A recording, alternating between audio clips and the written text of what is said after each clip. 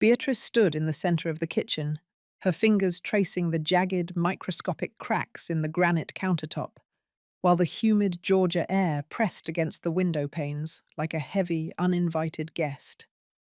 For 32 years, she had been the silent architect of this home, a woman whose life was measured not in breaths, but in the calluses that lined her palms and the rhythmic, aching throb in her lower back.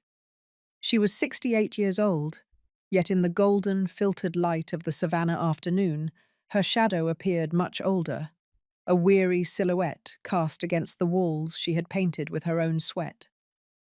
The house on Gaston Street, a stately Victorian with a wraparound porch and a history carved into its mahogany bones, was valued at exactly $512,000.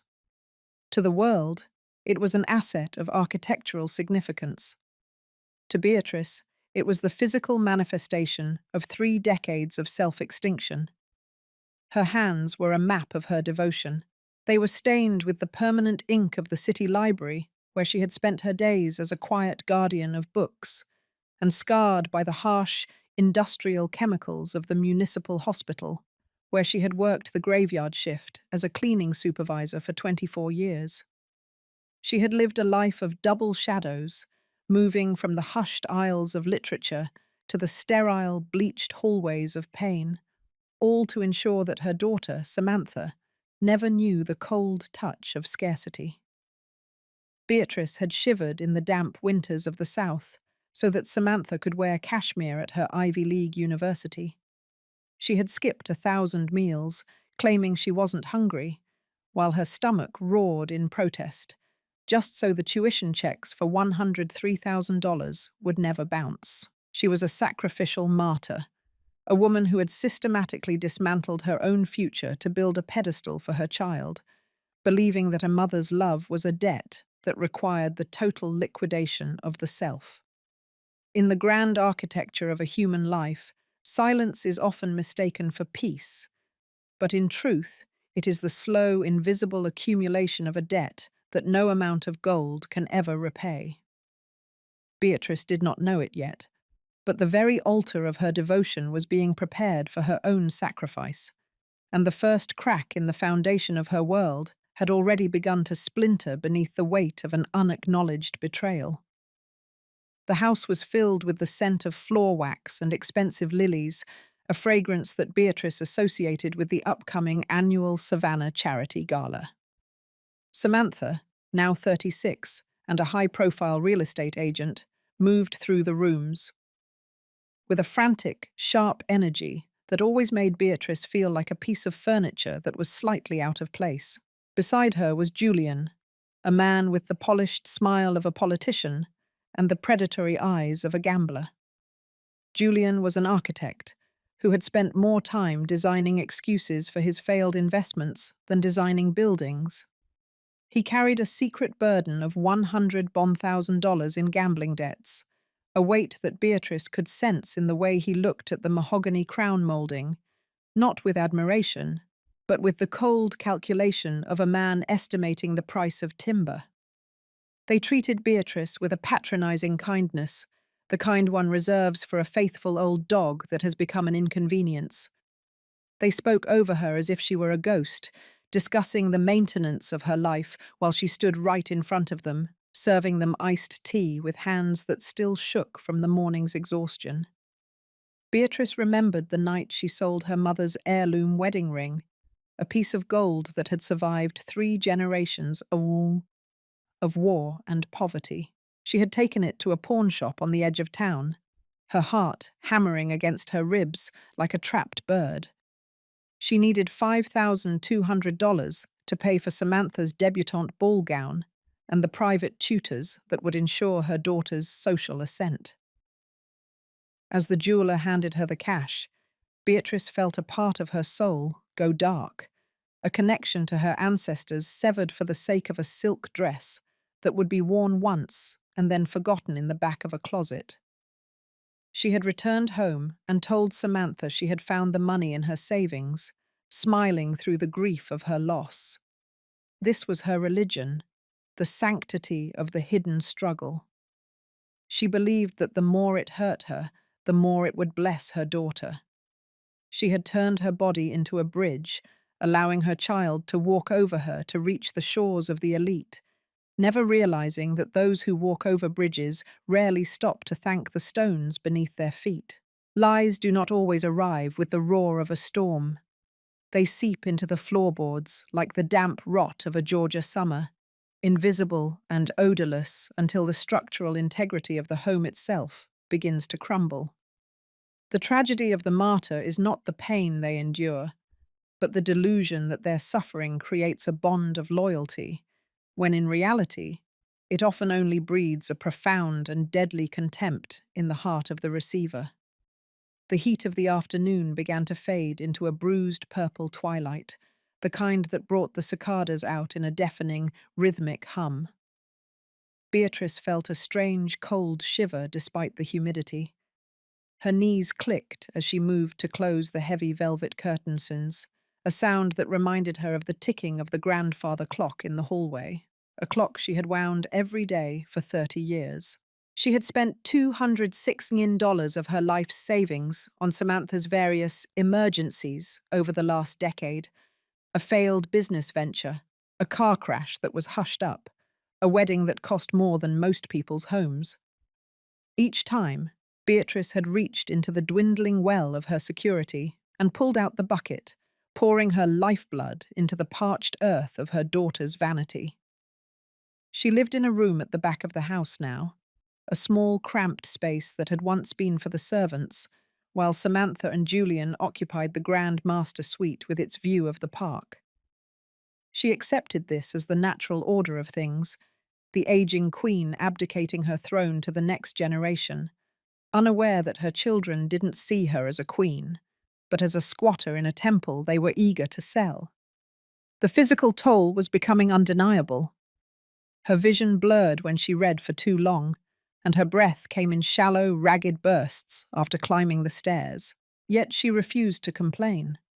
To complain would be to admit that the sacrifice had a price, and Beatrice wanted her daughter to believe that everything came for free, fueled by a magical, inexhaustible fountain of maternal love.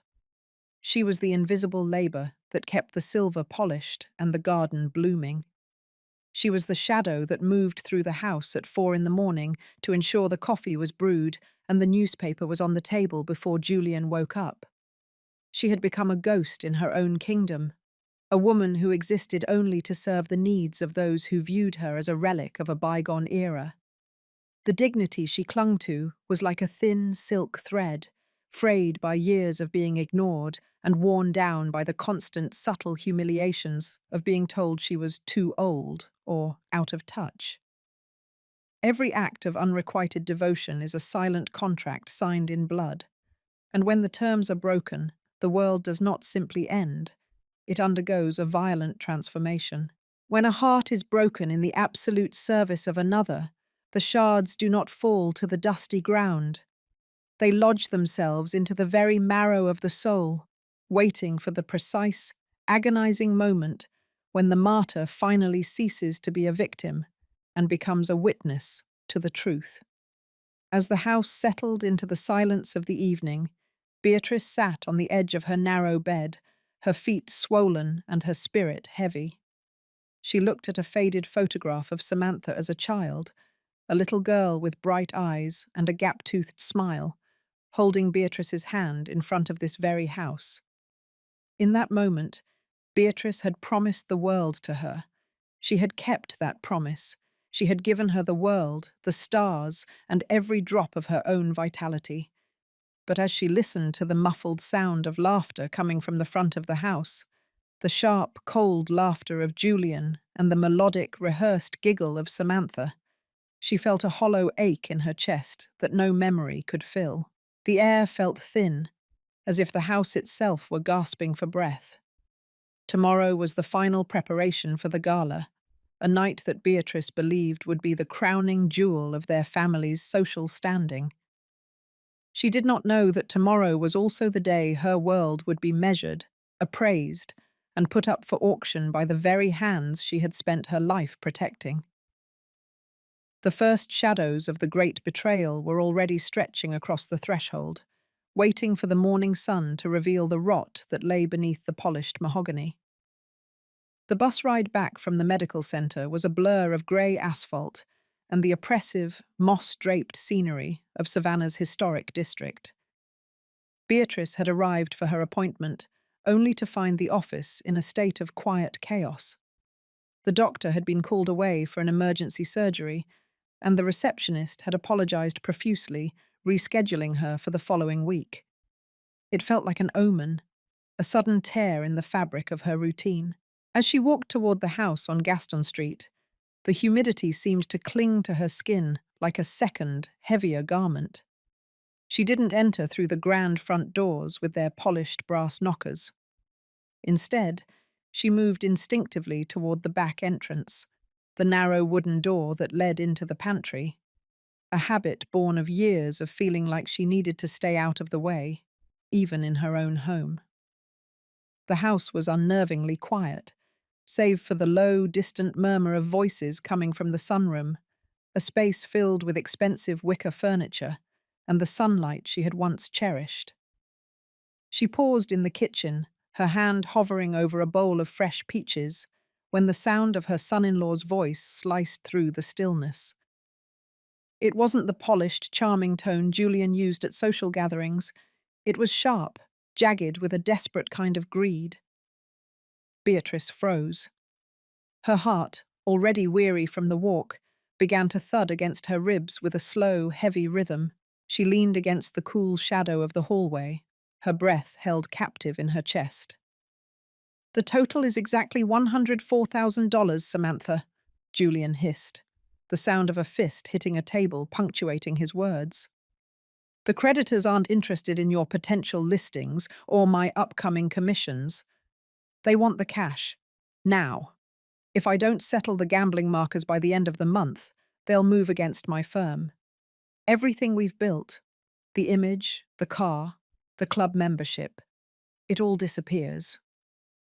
Public humiliation is a peculiar kind of violence, a ritualistic stripping of the soul, where the victim is forced to watch as their dignity is dismantled by those they once nurtured. It is the moment when the mask of familial love slips, revealing the cold transactional machinery that lies beneath the surface of a gilded life. Beatrice felt a cold drip of sweat slide down her spine. $104,000. It was a staggering sum, a debt born of vanity and the reckless thrill of a man who believed the world owed him a fortune. She waited for Samantha's defense, for the righteous anger of a daughter who knew how hard her mother had worked to keep this house. But when Samantha spoke, her voice was not filled with fire. It was hollow, laced with a terrifying clinical pragmatism that made Beatrice's blood turn to ice. "I know the numbers, Julian," Samantha replied, her heels clicking on the hardwood floor as she paced. "But this house is the only thing we have left. It's appraised at $512,000. If we sell it now, we pay off your debt, we get a down payment on that condo in Midtown, and we finally get out from under this Victorian anchor.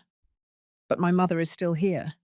She's not going to just hand over the deed to her life's work, because you couldn't stay away from the high-stakes tables in Atlantic City. She doesn't have to hand it over," Julian countered, his voice dropping to a low, manipulative croon. "We just have to convince her that she can't manage it anymore. Look at her, Sam. She's exhausted. She's slow. She's becoming a liability.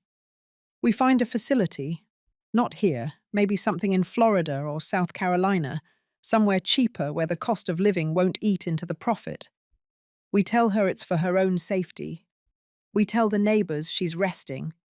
We sell the house, take the $512,000, and we're free. She's had her time.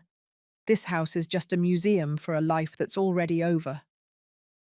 The silence that followed was a physical weight, a suffocating vacuum that seemed to suck the oxygen out of the hallway. Beatrice pressed her eyes shut, seeing the image of Samantha as a toddler, clutching her hand as they walked through these very rooms. She had spent every waking hour of her life ensuring that Samantha was shielded from the harshness of the world, only to realize that she had inadvertently raised the very person who would now throw her into the cold. In the grand architecture of a family, a daughter's silence can be a sharper blade than a son-in-law's greed. When the one you birthed and bled for stands at the crossroads of your destruction and chooses the path of convenience, the wound is not merely emotional, it is a spiritual extinction, a final devastating blow to the myth of maternal sanctity. "Florida is too far," Samantha finally whispered, though there was no protest in her words, only logistics. "People will ask why we moved her so far away. But there's that place in rural Georgia, the Silver Pines Manor. It's affordable. It's far enough away that we won't have to visit every weekend, but close enough to look like we care. Julian, if we do this, we have to be careful. My mother isn't stupid. She's stubborn. She's spent 30 years acting like this house is a holy temple." "It's not a temple. It's a bank account with a roof," Julian snapped. "I've already looked into the paperwork. If we can get her to sign a power of attorney under the guise of estate planning for the gala, the rest is easy. We list the house for $512,000 the day after she's moved out. We can be in the new condo by Christmas. Think about it, Sam. No more cleaning up after her. No more smelling her old-fashioned cooking. No more feeling like guests in a house we should already own."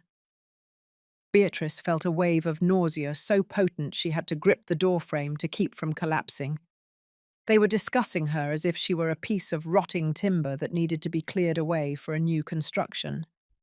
The old-fashioned cooking they loathed was the same food she had prepared with trembling hands to ensure they were fed after their long days of working at their social status. Every sacrifice she had made, every night she had scrubbed hospital floors until her knuckles bled, every dollar of the $216 she had gifted them. It was all forgotten, erased by the urgent need to maintain a lie. The sunroom, once a place of light and warmth, now felt like a predatory cage.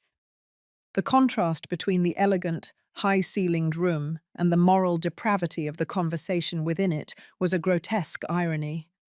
The light of the South, so often praised for its beauty, served only to illuminate the rot that had taken hold in the hearts of her children. "We'll do it during the gala," Samantha said, her voice hardening, losing the last vestige of hesitation. "The house will be full of people. She'll be overwhelmed. We'll tell her we need her signature on some charity documents. She trusts me. She'll sign anything I put in front of her if I tell her it's for a good cause. By the time she realizes what she's signed, she'll be on a bus to Silver Pines." "That's my girl," Julian laughed, a sound that made Beatrice's skin crawl. $512,000. Our problems are solved, Sam. We just have to survive one more week of her invisible labor before we cut the cord. Beatrice retreated into the shadows of the pantry, her movements mechanical, her mind a storm of fire and ice. She climbed the back stairs to her small room, each step feeling like a mile. She sat on the edge of her bed, the same bed where she had wept when her husband died, the same bed where she had dreamed of a peaceful old age surrounded by the love of her family. That dream was dead now, murdered by the very people she had lived for. The silence of a mother who has discovered the depth of her children's treachery is not a sign of weakness. It is the gathering of a storm.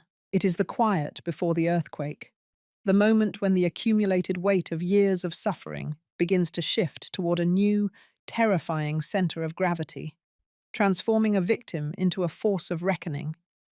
She looked at her hands, the hands that had worked for 32 years to build a palace for a princess who turned out to be a mercenary. The shaking had stopped. In its place was a cold, crystalline clarity. They wanted to sell her house for $512,000. They wanted to hide her away in a cheap facility so they could continue their charade of success. They thought her silence was a sign of senility, that her kindness was a weakness they could exploit until there was nothing left but her bones. But they had forgotten one thing. Beatrice was a teacher of history. She understood that empires built on the blood of the innocent eventually crumbled, and that the most devastating defeats often came from within. She looked at the invitation to the annual Savannah Charity Gala, sitting on her nightstand. They wanted a show.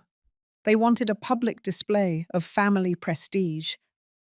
Fine, Beatrice thought, her eyes narrowing as she stared into the deepening shadows of her room. I will give them a night they will never forget. I will give them the truth they have spent their lives trying to bury. The storm had arrived, and it would not leave until the house on Gaston Street was purged of its poison, no matter the cost to her own broken heart. Her silence was over. The counting had begun. Beatrice remained seated on the edge of her narrow bed, her body as rigid as the iron frame that supported her. The room, which had been her sanctuary for decades, suddenly felt like a tomb constructed from the debris of her own misplaced devotion. She felt a profound physiological shift, a sensation as if her blood had turned to slush, thickening in her veins and slowing the rhythm of a heart that now felt too heavy for her chest. The air in the small room was thick with the scent of old lavender and the metallic tang of her own terror. Every breath she took felt like inhaling ground glass. She was experiencing the slow-motion collapse of a life's architecture, a structural failure that began in the spirit and rippled outward into her trembling limbs. She wasn't just a woman who had heard a painful secret. She was a witness to her own execution, watching the people she had nourished prepare to bury her while she was still breathing. Later that evening, the sun dipped below the horizon, casting long, skeletal shadows across the hardwood floors.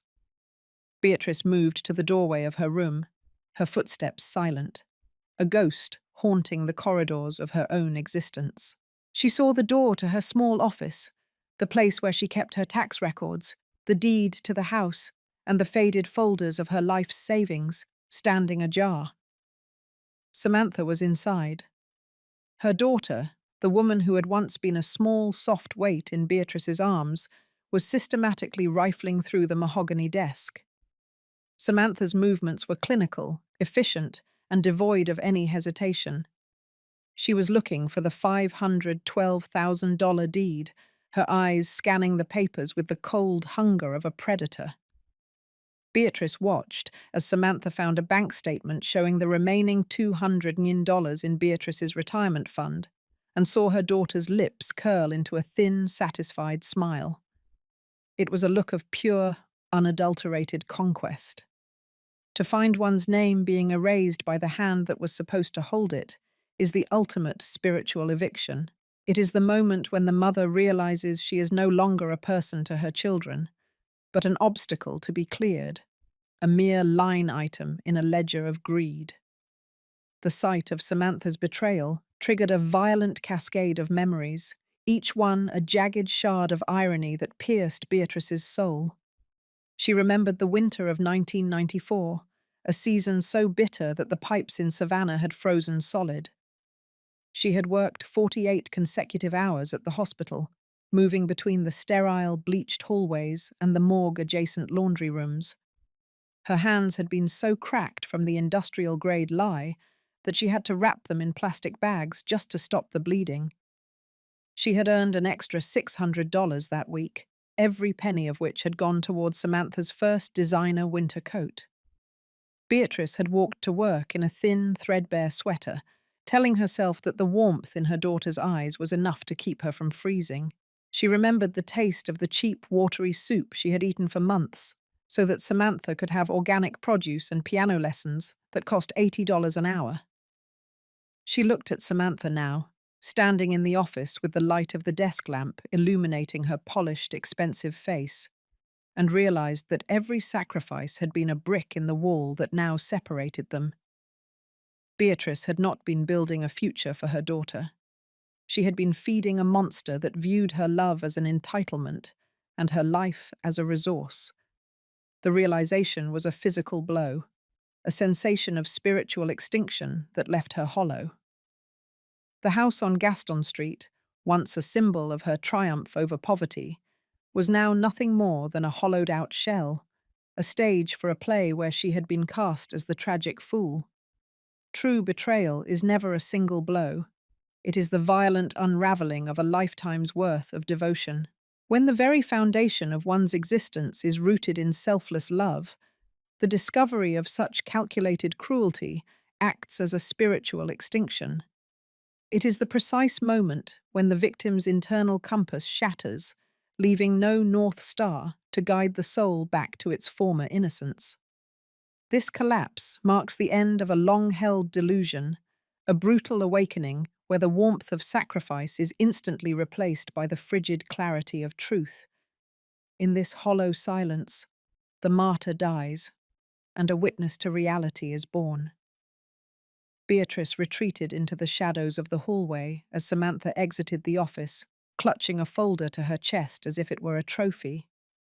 The house felt colder now, as if the very walls were recoiling from the presence of the woman Beatrice had raised.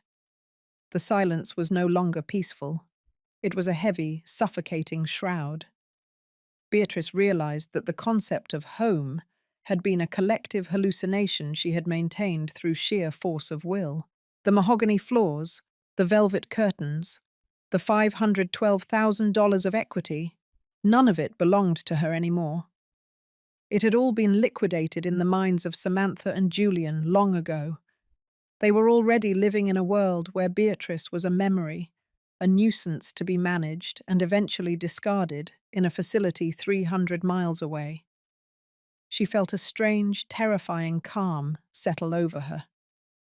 The frantic thudding of her heart slowed into a rhythmic, icy determination.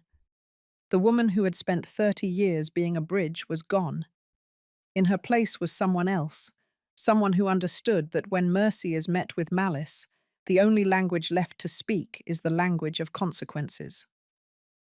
She thought about the annual Savannah Charity Gala, the event that Samantha and Julian were counting on to solidify their social standing.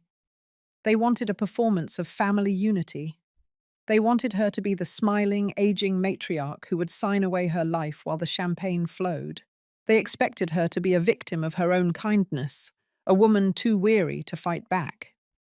But as Beatrice stood in the darkness of her room, watching the moonlight filter through the oak trees outside, she felt the first stirrings of a different kind of power. It was the power of someone who has nothing left to lose because everything has already been stolen. She would not scream, she would not cry, and she would not plead for the mercy they had already denied her. Instead, she would become the architect of their undoing. She would let them believe their plan was working. She would serve them their tea.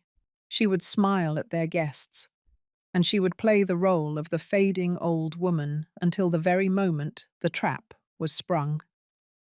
The tragedy of the sacrificial mother is that she often believes her pain is a secret, unaware that the world sees the marks of her labor. Beatrice realized that her dignity was not something they could take from her. It was something she had been giving away, bit by bit, for 3 decades. She decided that tonight would be the last time she would allow her heart to break for them. From this moment on, every action she took would be calculated. Every word she spoke would be a brick in a different kind of wall, one designed to protect her from the coldness of her own blood. The internal collapse was complete. The world of Gaston Street was no longer her home. It was a battlefield. She looked at the photograph of the little girl on her nightstand one last time before turning it face down. The girl in the picture was gone, replaced by a woman who viewed her mother as a line item. The mother who had loved that girl was gone too, replaced by a witness who was ready to deliver a final, devastating verdict. The stillness that filled the room was not the silence of peace, but the silence of a judge who has finished reviewing the evidence and is ready to pass sentence. The light of the South had finally revealed the truth. and the truth was as cold and sharp as the lie that had once burned her hands. Tomorrow, the preparation for the gala would continue, but the script had been rewritten in the dark, and the ending would be one that neither Samantha nor Julian could have ever designed. Beatrice was no longer a victim. She was a storm contained within a fragile frame, waiting for the perfect moment to break. The dinner table was set with the fine bone china that Beatrice had washed by hand for more than 3 decades, the gold-rimmed edges catching the flickering light of the silver candelabras. The silver itself was polished to a mirror finish, reflecting the predatory smiles of the two people sitting across from her. Samantha and Julian were in exceptionally high spirits, their conversation a rapid-fire exchange of social climbing tactics and financial fantasies. They spoke of the new condo in Midtown, the influential connections they would forge at the annual Savannah Charity Gala, and the freedom that was only 24 hours away. Beatrice sat at the head of the long mahogany table, her back as straight as the ancient oaks in the park, her movements fluid and hauntingly precise. She served them the rich, creamy she-crab soup she had spent all afternoon preparing, a Savannah classic that required hours of meticulous labor. To them, she was still the sacrificial martyr, the invisible servant whose only purpose was to facilitate their comfort. They did not notice the icy stillness in her eyes, or the way her hands, which had once trembled with the weight of her exhaustion, were now as steady and cold as a surgeon's. Silence is not merely the absence of sound. It is the slow, deliberate sharpening of a blade that has been tempered in the fires of betrayal. When the victim finally stops pleading and begins to observe, the silence becomes a sentence of death for the illusions of the wicked, a quiet courtroom where the verdict has already been signed in the ink of an unforgiving truth. Earlier that day, Beatrice had made a quiet trip into the heart of the historic district, but she had not gone to the florist or the upscale bakery as they had expected. Instead, she had climbed the narrow, creaking wooden stairs to the law office of Abigail Vance, her oldest friend, and a woman who understood the true cost of Beatrice's 32 years of labor. The office smelled of old parchment, wax, and the heavy weight of the law. Abigail had looked at the evidence Beatrice provided, the digital recordings of the confession, the forensic photos of the sabotaged brakes, and the documented history of Julian's $104,000 in gambling debts, with a face that grew more granite-like with every passing second. Together, they had executed the documents that would act as a legal guillotine. The house on Gaston Street, valued at $512,000, was no longer a gift waiting to be snatched by ungrateful hands. It was now legally transferred into the Beatrice Morales Heritage Fund, a non-profit trust dedicated to providing scholarships for the children of single mothers in Savannah. The $206,000 in her personal savings had been moved to a protected, irrevocable account, and the power of attorney Samantha had been so eager to obtain was now a worthless piece of paper. The transformation of power is a quiet, internal alchemy where the ghost of the household reclaims its flesh and bone. The woman who was once viewed as a piece of aging furniture suddenly becomes the architect of a new reality, turning the very walls that were meant to be her prison into a fortress from which she will deliver her final, devastating judgment. At the dinner table, Julian leaned forward, his polished smile dripping with the kind of insincerity that only a man who thinks he has already won can afford. "You've outdone yourself, Beatrice. This soup is magnificent. Tomorrow is going to be a big night for all of us. Maybe after the gala, we should have a serious talk about a change of pace for you. A place where you don't have to worry about the maintenance of such a large house. A place with specialized care." He winked at Samantha, a gesture so arrogant and cruel it felt like a physical sting. Samantha nodded, her eyes fixed on her wineglass, her voice devoid of any warmth. "Julian is right, Mother. We just want you to be safe. We've even prepared some papers for the charity donation you mentioned, Just some routine estate planning to simplify the transition. We can look at them tonight before the guests arrive tomorrow." Beatrice sipped her iced tea, the cool liquid a sharp, grounding contrast to the fire burning in her soul. She looked at her daughter, really looked at her, and saw the hollow shell she had spent a lifetime trying to fill with gold and silk. She saw the mercenary heart that viewed a mother's life as a mere obstacle to a $512,000 commission. "That sounds like a very thorough plan, Samantha," Beatrice said, her voice sounding to her own ears like a calm, dark river flowing over smooth stones. "It is indeed important to have everything in order before the truth comes out. One should never go into a new chapter of life with secrets weighing them down. True justice is not found in the heat of a scream or the violence of a blow. It is prepared in the cold, quiet hours of the night through the meticulous reclamation of one's own dignity. It is a series of small, legal, and irreversible actions that strip the predator of their claws while they are still busy dreaming of the feast." Julian laughed, a sharp, barking sound that echoed unpleasantly in the high-ceilinged room. "The truth? The only truth is that we're moving up in the world, Beatrice, and you're going to be taken care of, better than you ever imagined. We're going to make sure you have everything you need in your new environment." He was already spending the equity in his mind, calculating how to settle the $104,000 he owed to the men who didn't take excuses for payments. He had no idea that the chair he sat on was already pulled out from under him, that the very foundation of the life he intended to steal had been dissolved by a single stroke of a pen. Beatrice continued to serve them, moving around the table like a silent judge. She felt a strange, intoxicating sense of peace, a liberation that could only come from the total death of her hope for their redemption. She was no longer a mother, waiting for a crumb of affection or a glance of recognition. She was a witness, presiding over a trial that had already concluded in her mind. The dinner was not a meal. It was a final ritual of closure, the last supper of a woman who was about to rise from the ashes of her own sacrifice. As she cleared the heavy soup tureen, her fingers brushed briefly against Samantha's hand. For a fleeting second, the younger woman shivered, a primitive instinct flickering in her eyes. For that one brief moment, Samantha looked at her mother and saw something she didn't recognize, a strength that was not born of service, but of survival, a cold clarity that made the daughter feel suddenly, inexplicably small.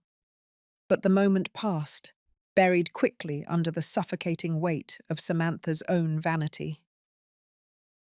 "I'll leave the papers on the desk in the office, Mother," Samantha said, her voice regaining its sharp, commanding edge. "Just make sure you sign them before you go to bed. It'll make everything go much smoother at the gala tomorrow night. We want everyone to see how much we care about the family's future." "I will review them," Beatrice replied, her smile not reaching her eyes. "I will make sure that everything is exactly as it should be." The night air outside was heavy, with the scent of blooming jasmine, and the distant, rhythmic rumble of a storm rolling in from the Atlantic. Inside the house on Gaston Street, the silence was a living thing, coiling around the mahogany corners and settling into the heavy velvet curtains like a thick fog. Beatrice went to her small room at the back of the house and locked the door with a quiet, satisfying click. She didn't pray tonight, and for the first time in years, she didn't weep. She simply sat at her desk and looked at the legal documents Abigail had given her, the papers that would be read aloud to the most influential people in Savannah.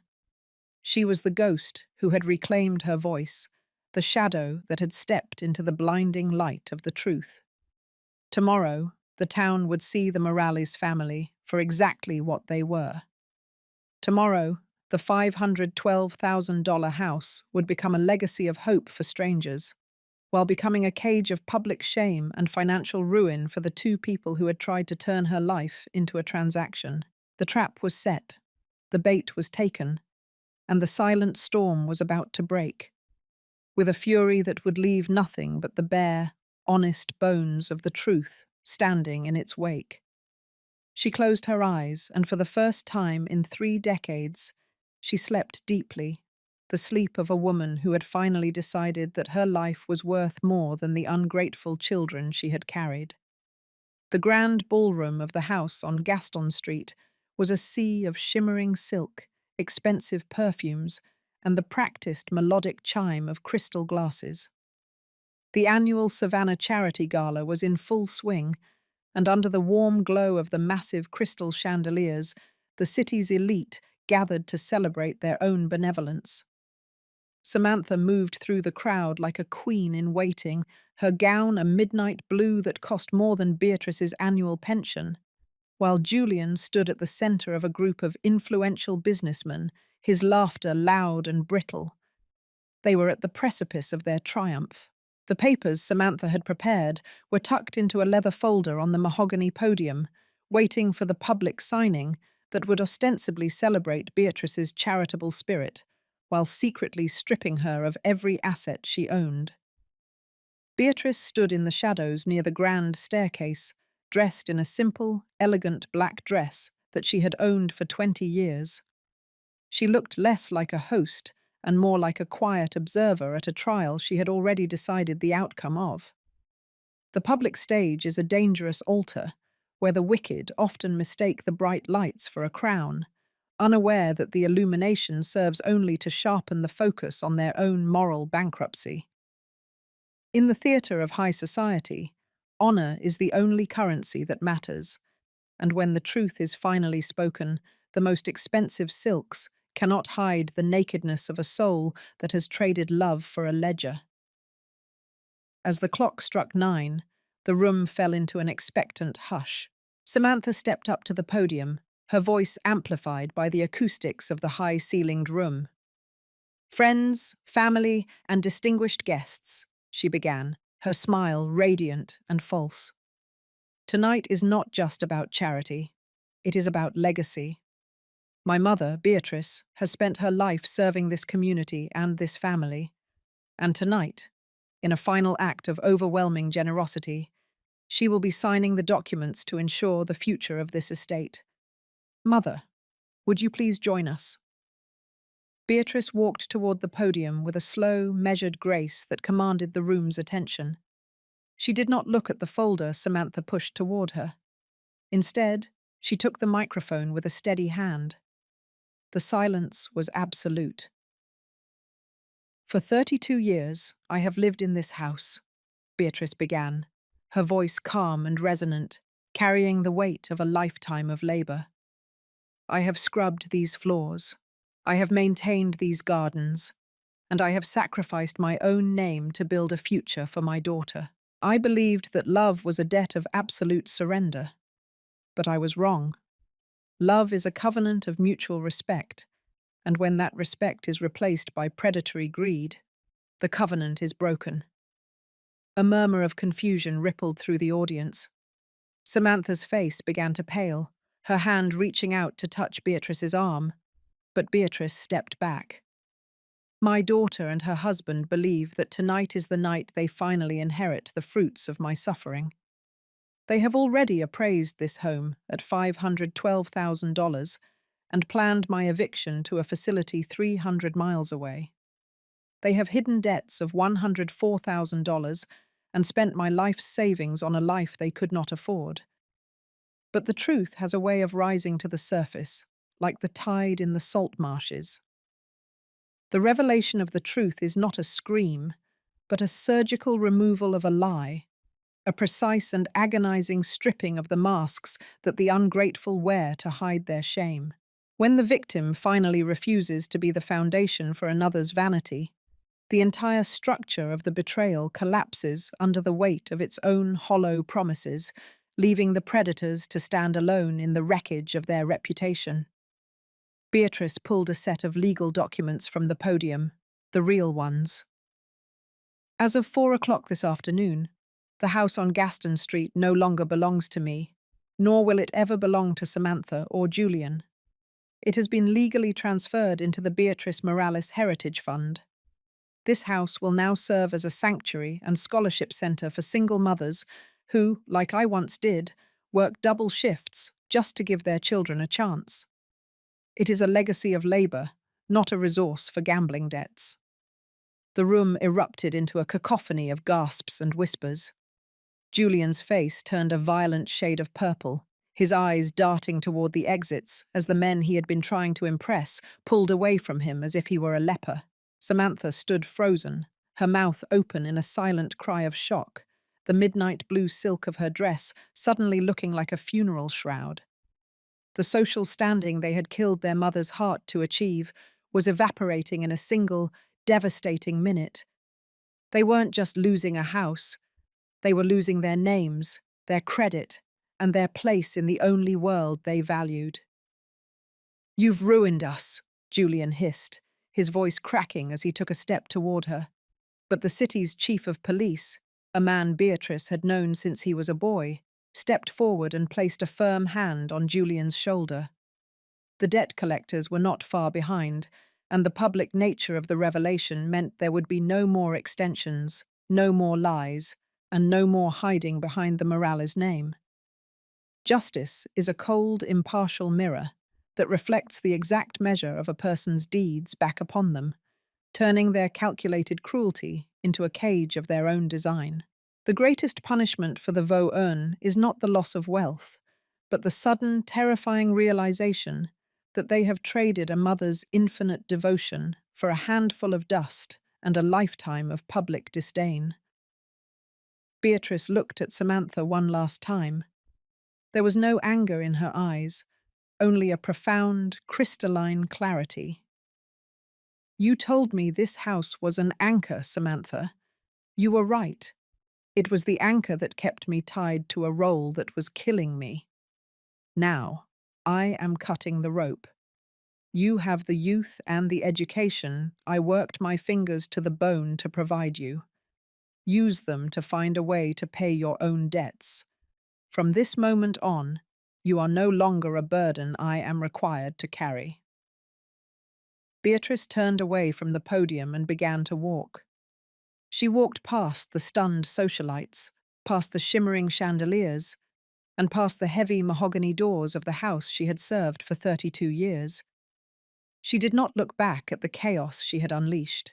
Behind her, she could hear Samantha sobbing, not out of regret for her mother, but for the loss of the $512,000. She could hear Julian shouting at the lawyers, who were already turning their backs on him. The woman who walked out into the cool, humid Savannah night was not the sacrificial martyr who had entered the house that morning. She was a woman who had finally learned that her dignity was not a gift to be granted by others, but a fortress to be defended by herself. She had stepped out of the prison of blind kindness and into the vast, quiet freedom of the truth. As she reached the sidewalk, the storm finally broke, a cleansing rain that washed the dust of Gaston Street from her shoes. She hailed a taxi, not to a facility, but to a small, bright apartment by the coast that she had rented for herself. She was 68 years old, and for the first time in her life, she was going home to a place where she was the only architect of her destiny. True triumph is not found in the destruction of one's enemies, but in the total and absolute reclamation of one's soul from the hands of those who did not deserve its light. The martyr is dead, and the woman is finally free, walking into a horizon where her worth is no longer measured by the depth of her suffering, but by the height of her own self-respect. The aftermath of the night on Gaston Street was a slow and public erosion for Samantha and Julian. Stripped of the Morales name and the house they had treated as a bank account, they were forced into a reality they had spent their lives avoiding. Julian's firm collapsed under the weight of his exposed debts, and he eventually found work as a low-level clerk in a neighboring state, his ego shattered by the mundane labor he had once mocked. Samantha, after months of bitter isolation, took a job as an assistant in a public housing office, finally seeing the faces of the people her mother had sacrificed everything for. In the quiet, grueling hours of their new lives, they began the long process of atonement, not through words, but through the realization that honor must be earned and that a mother's love is a sacred trust, not a transaction. Beatrice lived her remaining years with a serenity that radiated from her like a lighthouse, a woman who had survived the storm of betrayal and found the shore of her own worth. In the end, this story teaches us that love without boundaries is not a virtue, but an invitation to one's own destruction. We learn that kindness, when detached from self-respect, becomes a form of complicity that nurtures the very ingratitude that eventually bites the hand that feeds.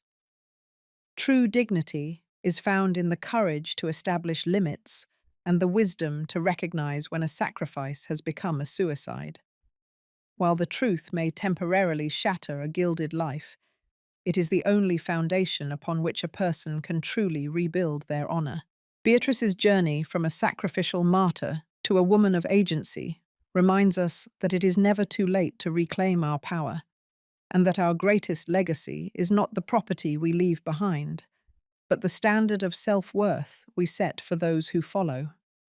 A heart may break 1,000 times in the service of others, but it only truly heals when it decides that its own peace is a price worth more than any amount of gold. Kindness is a gift, but one's soul is a sanctuary that must never be put up for sale.